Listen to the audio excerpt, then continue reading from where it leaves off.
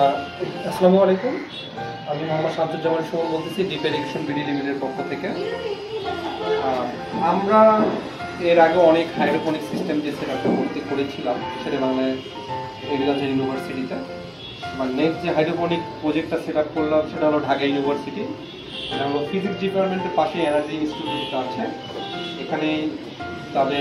তারা এখানে এই সেটআপটা তৈরি করলো বা আমাদের অর্ডার করেছিল, তাদেরকে আমরা এই সেটআপটা করে দিলাম। আসলে আমরা যে সেটআপটা করেছি সেটআপটা ছিল 80টা প্ল্যান্টের জন্য। আর সেটআপটা করার ক্ষেত্রে আমরা কিভাবে কাজটা করেছি, কিভাবে সেটআপটা করেছি, আসলে এই বিষয়টা নিয়ে আপনাদের সাথে আজকে আমি আলোচনা করব।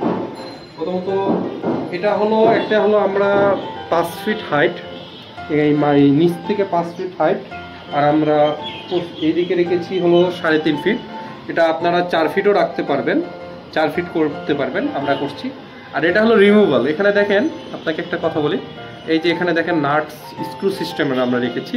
আপনারা এটা খুলে আবার আরেক জায়গায় স্থানান্তর করতে পারবেন এই সেটআপটায়।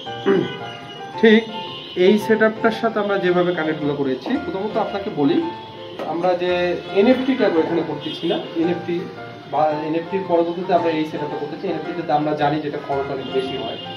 এখানে আমরা প্রথমত দিয়েছি 4 ইঞ্চি একটা পাইপ, পিভিসি পাইপ, যেটা ইউপিভিসি পাইপ যেগুলোকে বলে আর কি।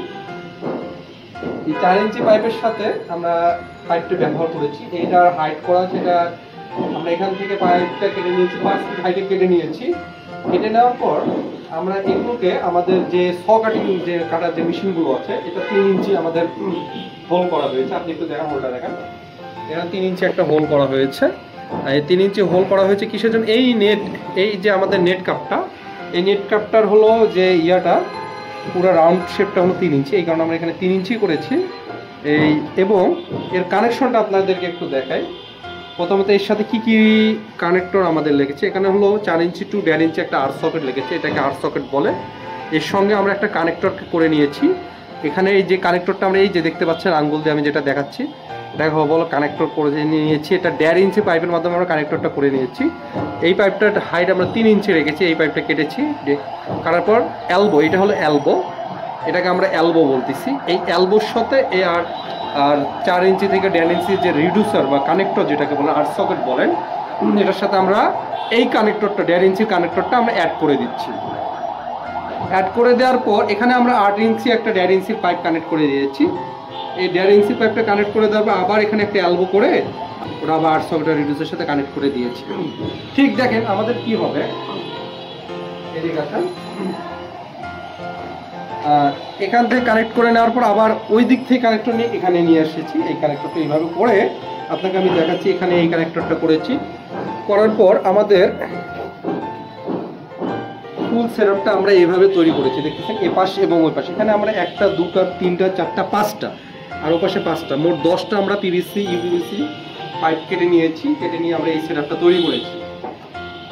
এখন আসেন আমরা আপনাকে দেখে এখানে আমরা কিভাবে বাকি সেটআপগুলো করলাম। এখন আপনাকে একটু দেখাচ্ছি। এটা হলো আমরা গাজির, এটা আমরা বাকের মানে এটা ট্যাঙ্ক বলতে পারেন, যেখানে আমাদের সলিউশনটা থাকবে। এই সলিউশনটা কিন্তু আমাদের এখান থেকে যাবে। এই সলিউশনটা আমরা নিয়েছি 30 লিটারের সলিউশন। এখানে আপনাকে একটু দেখাই সলিউশনে এই ট্যাঙ্কির ভেতর কি কি থাকতেছে। আপনারা দেখতে পাচ্ছেন এই যে এটা ইয়ার ভালভ বলেন, এটাতে আমাদের যে সলিউশনটা থাকবে এখানে সেই অক্সিজেন যে প্রোভাইডটা করবে। এবং এখানে একটা পাম্প আমরা ইউজ করেছি। এই পাম্পটা এই পাইপটার সাথে কানেকশন থাকবে। আমি আপনাকে দেখাচ্ছি পাইপটা কিভাবে কানেকশন থাকবে। হ্যাঁ, এখানে এইভাবে কানেকশনটা থাকবে। হ্যাঁ, আর এই যে মোটরটা আমরা ইউজ করেছি, এটা আপনার এটাকে সাবমার্সিবল পাম্প বলে, ঠিক আছে। এই পাম্পটার সাহায্যে এই যে এখান থেকে পানিটা আমরা নিব, পানিটা চলে যাবে আমাদের ওই দিকে। আপনাকে একটু দেখেন, আমাদের দেখেন এইটা 16 mm আমরা 1/2 ইঞ্চি এটা লাইন আছে, দেখেন 16 mm। এখান থেকে দেখেন পানিটা এই দিক দিয়ে উঠে এইখান দিয়ে এইখানে কানেক্ট হয়ে দুই সাইড দিয়ে পানিটা ভাগ হয়ে যাবে। ভাগ হয়ে দেখেন, আমি একটা এখানে আপনাকে দেখাচ্ছি, এই দিক দিয়ে পানিটা যাবে।